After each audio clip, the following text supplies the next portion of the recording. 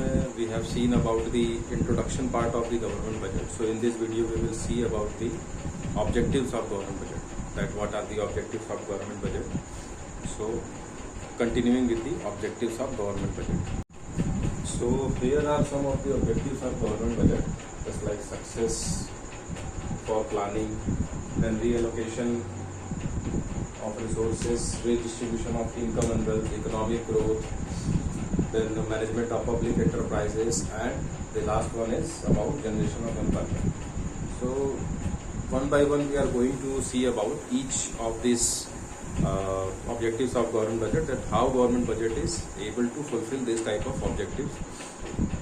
Simply in the previous video we have seen that in the case of government budget, या जब भी सरकार government budget बनाती है तो सरकार का मेन टॉपिक क्या होता है, वो ये होता है कि वो एक ऐसा बजट तैयार करे जिसमें कि जो हमारे सोसाइटी के जो रिसोर्सेज हैं जो बिल्कुल अनयूटिलाइज्ड हैं उनको यूटिलाइज करना है, और साथ ही साथ ये ध्यान में रखना है कि हम उन रिसोर्सेज का इक्वल डिस्ट्रीब्यूशन करें। ये बहुत ज़रूरी है।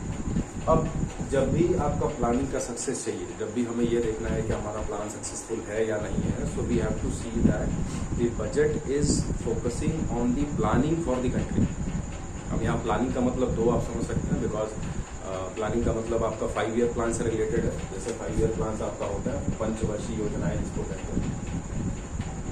इसको पहले बनाता था हमारा प्लानिंग कमीशन, लेकिन right now it is given to NITI Aayog. NITI Aayog जो है it is making the 5 year plan for the country. दूसरा आपका है reallocation of resources.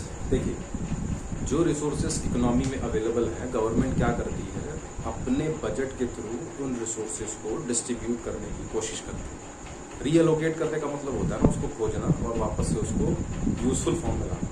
Just for example, resources में आपके पास जो भी नेचुरल रिसोर्सेज हैं हमारे पास अवेलेबल हैं, अब उन रिसोर्सेज को हम क्या करते हैं कि खोजेंगे पहले हम, मतलब government, we are acting like a government, तो we will find out the resources and we will see the resources are effectively and efficiently utilize for the development and betterment of the society और country on and all. उसके बाद आप देखते हैं कि फिर है आपका redistribution of income and wealth. So basically government focuses on, just like we are having the areas which are low in development category. So especially government will focus on the development of that particular area. जैसे कुछ areas आपके हैं जहाँ पे बहुत ज़्यादा industrialisation, बहुत ज़्यादा इंडस्ट्रीज ऑलरेडी डेवलप्ड हैं। सो वहाँ इंडस्ट्रियलाइजेशन की कोई ज़रूरत नहीं है, तो वहाँ इंडस्ट्रीज के डेवलपमेंट पे कम पैसा खर्चा करें। कुछ जगह ऐसे है जहाँ एजुकेशन थोड़ा सा पीछे है, तो वहाँ पे एजुकेशन पे ज़्यादा पैसा खर्चा करेगा। एजुकेशन पे कैसे बजट हेल्प करेगा? सिंपल है कि हम क्या करेंगे, बजट में अपने एजुकेशन को ज़्यादा फंड एलोकेट करेंगे, ज़्यादा पैसे बजट में एजुकेशन सेक्टर के लिए देंगे, जैसे कि डेवलपमेंट ऑफ स्कूल्स, कॉलेजेस। ठीक है, ये स्कूल के ये एजुकेशनल इंफ्रास्ट्रक्चर कहे जाते हैं, स्कूल कॉलेज इन सब पे हम ज़्यादा पैसा खर्च करेंगे। उसके अलावा और जो पढ़ाई से रिलेटेड हैं, जैसे कॉलेजेस को बनाना, फिर डिग्रीज को और ज़्यादा वो करना, ये सारा कुछ उसमें है। जैसे अभी हाल फिलहाल में आपके पास एक रिसेंट है न्यू एजुकेशन पॉलिसी आपकी आई है, तो ये भी कुछ इसी तरीके से है।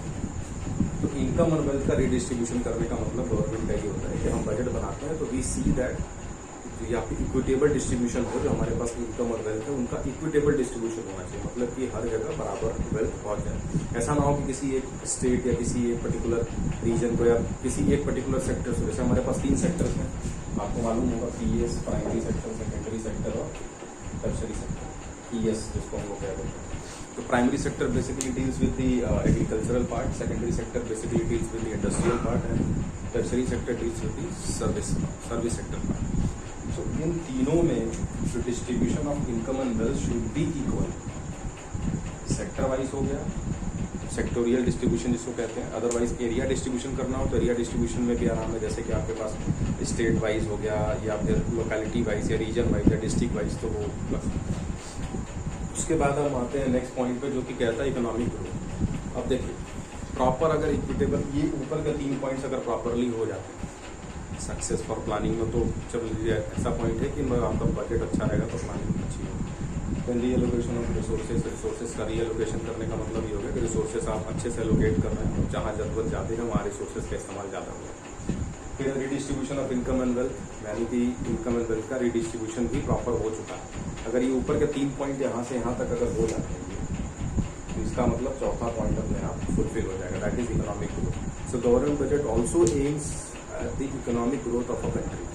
इसका सिंपल मतलब ये हो गया कि इकोनॉमी का ग्रोथ कैसे होगा, जब वहाँ के लोगों का ग्रोथ कब होगा, जब उनको जो रिसोर्सेस हैं वो इक्वली एप्लीकेबल हो, इक्वली उनको रिसोर्सेज मिल जाए तो वो अपना ग्रोथ करेंगे, ठीक है। तो उसी हिसाब से इकोनॉमी का ऑटोमेटिक ग्रोथ होने लगे। Means high level of capital formation will be there. आपने ये सब टर्म सुना होगा, कैपिटल फॉर्मेशन, पैसे से पैसा बनना, देन जीडीपी आपने सुना होगा, gross domestic product, national income, per capita income, there are terms of economic terms. तो ये सब धीरे धीरे बढ़ने लगेंगे।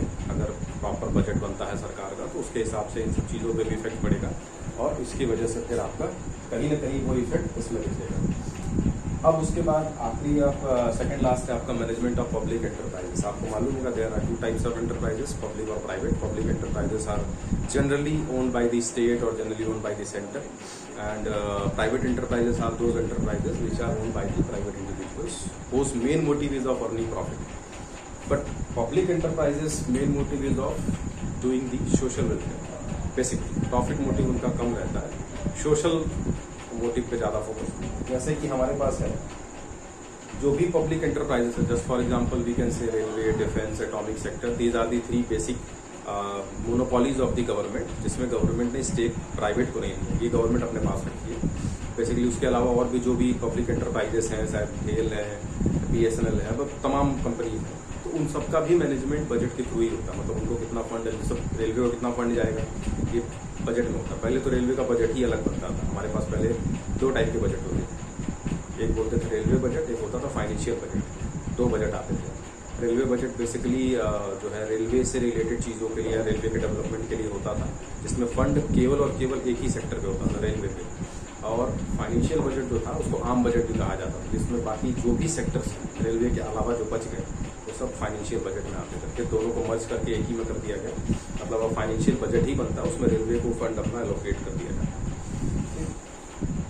लास्ट पॉइंट है generation of employment. When everything will be good, means in the budget we have proposed that we will start new industries का development करना है। तो कहीं ना कहीं इंडस्ट्रीज डेवलप होंगी तो they will give more employment to the people of the country.